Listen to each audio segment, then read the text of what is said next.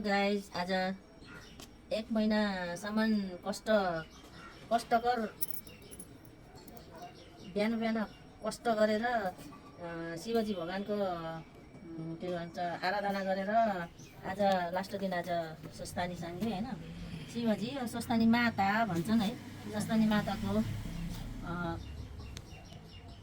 ध्यान गरेर बसेर पूजा गरेर आज चाहिँ समाप्तको दिन हो। त्यही भएर मैले चाहिँ आज शिवजी भगवानलाई यो माला उन्न गइरहेको छु। मेरो त अरूको घरमा त घन्टी बजेको आवाज सुनेछ, मेरो अझैसम्म घन्टी बज्ने टाइम भएको छैन, किनभने म मध्याहमा पूजा गर्छु। अहिले दिनको मध्याहमा गर्छु, त्यही भएर अहिले चाहिँ सामग्रीहरू रेडी बनाउँदैछु। प्रसादीहरू के हुन्छ होइन तयार बनाउँदै त्यो तयार गरेर भ्याइसक्यो। अब म चाहिँ अहिले मालातिर लाग्दैछु। अब यो माला रेडी भएपछि सत्यनारायणको पूजा गर्दा त चिया खाना हुन्छ भन्छन् है पण्डितहरूले।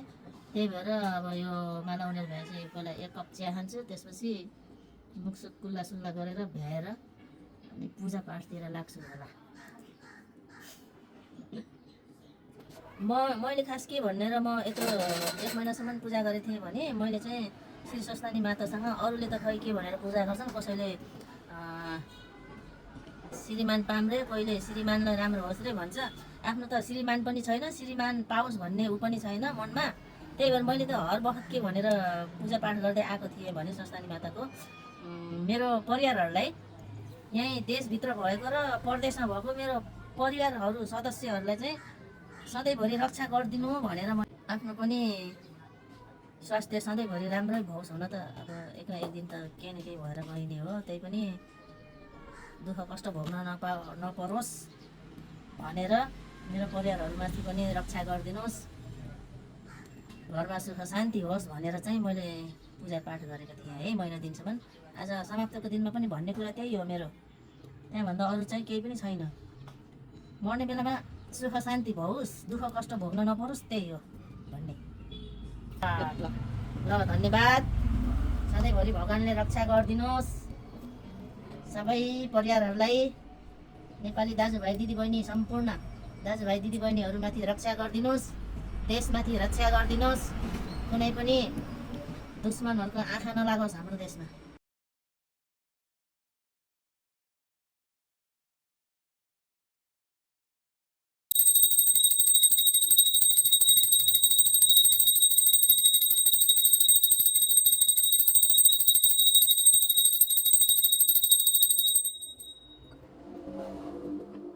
रन्ध्र रुद्रमस्त इष्टवन्ती दिव्य इष्टवदे शामका पत्करामी सधैँ धाइदेयम शामका ध्यान अवस्थित तद्गतेन मनसा पशान्ति योगिनी सन्तन विदुषुरा सुरगणदेव तस्मै नमः। श्रीमञ्चन्दन चर्चित जलस्तु शुक्रम्बर मल्लिका मालालङ्कित कुण्डला प्रविला सन्मुक्तल शोभिता सर्वज्ञान निधन पुस्तकधरा रुद्राक्ष मालाकरा वाग्देवी वदनाब्जयस्तु मे त्रैलोक्यमाता चिरं मुखं करोति वाचलं पङ्गुलदयन्ते गिरिं एत्कृपतमहं वन्दे प्रमानन्दमादं नमः भगवते तस्मै व्यवसाय मित्यजस्य नमस्कृतनरं चैव नरोत्तमं देवी सरस्वती व्यासं ततो जय मुदिरये।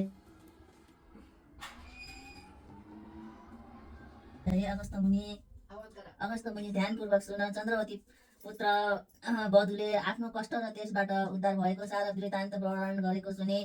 मनमा अत्यन्त प्रसन्न भएकी गोमा ब्राह्मणी हे स्वस्थानी जगदीश्वरी भनी हृदयले सम्झाउँदै अञ्जली जोरी भन्न लागिन्, हे चन्द्रवती बुहारी, तिमी धन्य रहेछौ।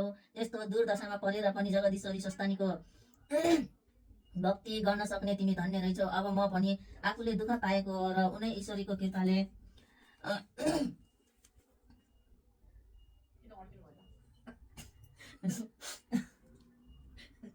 उनै ईश्वरीको करुणाले यस अवस्थामा आइपुगेको यथार्थ वर्णन गर्दछु। सुन, तिम्रो पति नवराज आफ्ना पिताको खोजी गर्न हिँडेपछि तिमी पनि माइत गयो। घरमा म एक्लै हुनाले अर्काको ढिकी जातो गरी धागोका दिन अनेक दुःख सहेर दिन बिताइरहेकी थिए। संयोगले एक दिन सप्त ऋषिहरू आएर मैले दुःख पाएको जानी ठुलो करुणा गरे। हे गोमा ब्राह्मणी, श्री स्वस्थानी परमेश्वरीको व्रत गर, तिम्रो सबै कष्ट नाश होला भनेर व्रतको विधान समेत बताई गए। ती ऋषिहरूको आतिथ्य गर्न घरमा केही पनि थिएन र चर्खामा रहेको धागोको पान लिन गए। म पान लिएर आउँदा ऋषिहरू गइसकेछन्। उनीहरू बसेको पिर्का मुनि 7वटा सुनका कौडी छाडेर गएका रहेछन् र मैले पाएँ त्यही द्रव्यले सबै सामग्री तयार पारेर पौष शुक्ल पूर्णिमाको दिनदेखि श्री स्वस्थानी परमेश्वरीको व्रत आरम्भ गरे। अनि महिना दिन अर्थात् माघ शुक्ल पूर्णिमाको दिन व्रत गरी व्रत पूर्ण गरी प्रसाद झिकेर स्वस्थानी परमेश्वरलाई मनले बारम्बार सम्झिरहेर रात्रिमा जागरण बसे। ईश्वरको कृपाले त्यही रात्रि तिम्रो स्वामी नवराज आइपुग्यो। मलाई बाहिरबाट डाकेको सुनेर तत्काल बाहिर डाकेर भित्र लगे अनि खानापिन दिई नवराज तेरा पिताको के समाचार छ भनी सोधे। र तेरो स्वामी नवराजले मलाई भन्यो, हे माता, मेरा पिता भिक्षा माग्न गएका गङ्गा तटमा पुगेर नित्य पूजा गर्न फलफुल मागेछन् अनि फलफुल टिप्न वृक्षमा चढेका संयोगले वृक्षको हाँगा भाँची लडेर मरे। यति नवराजले भनेको सुनि म शोक गर्न लागे अनि नवराजले मलाई शोक चिन्ता नगर्नुहोस् भनी बुझाए। र हे माता, आज यति रातसम्म नसुतेर किन जागरण गरेर बसिरहनु भएको भनी सोधेर मैले भने, हे पुत्र नवराज, श्री स्वस्थानी परमेश्वरीको व्रत गरेर उनै जगदीश्वरीलाई सम्झेर जागरण रहेकी हुँ भनी बुझाएँ। अनि प्रातकाल भएर नवराज गङ्गा स्नान गर्न गए। गङ्गाबाट हरिहर प्रकट भई, हे नवराज, तेरी माताले श्री स्वस्थानी परमेश्वरीको व्रत गरेकोले हामी प्रसन्न भयो। लावण्य देशमा राजा छैनन्, हात्तीलाई राजा रोज्न लगाएको छ, त्यहाँ आउनु, तँलाई अभिषेक दिलाउनेछौँ, राजा हुनेछस् भनी वरदान दिए। अन्तर्ध्यान भएछन् र नवराजले घर आई मलाई सारा वृत्तान्त सुनायो अनि मैले श्री स्वस्थानी परमेश्वरीको प्रसाद दिए। हे पुत्र नवराज,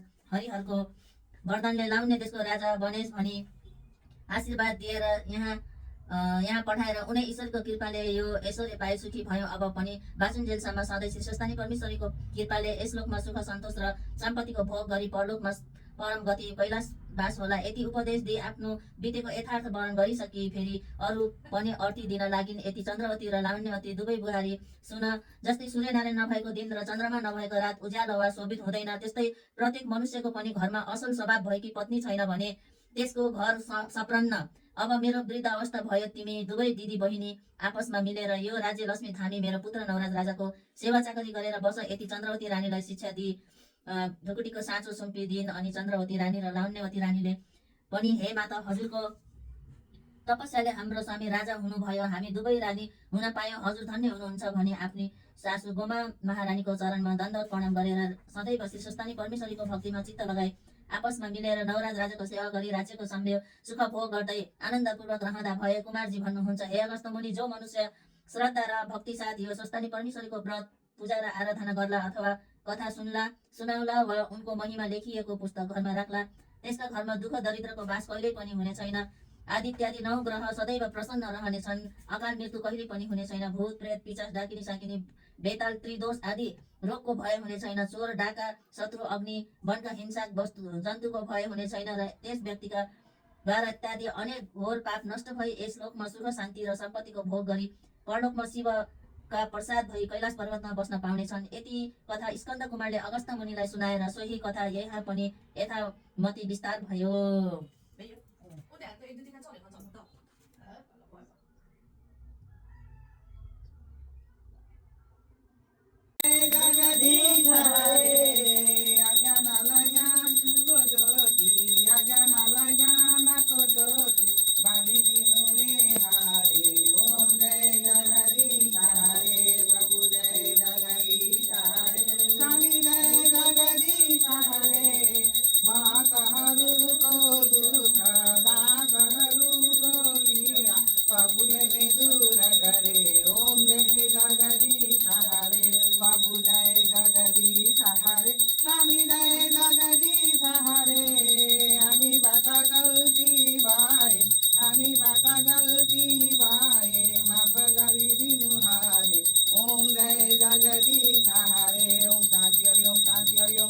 बोलो श्री स्वस्थानी परमेश्वरी की जय, बोलो सिद्ध बाबा की जय, बोलो पशुपतिनाथ की जय, बोलो नीलकंठ बाबा की जय, बोलो संपूर्ण पितृपुरखार की जय, बोलो संपूर्ण देवी अवतार की जय, बिन्दुवासी माता की जय, कामना माता की जय।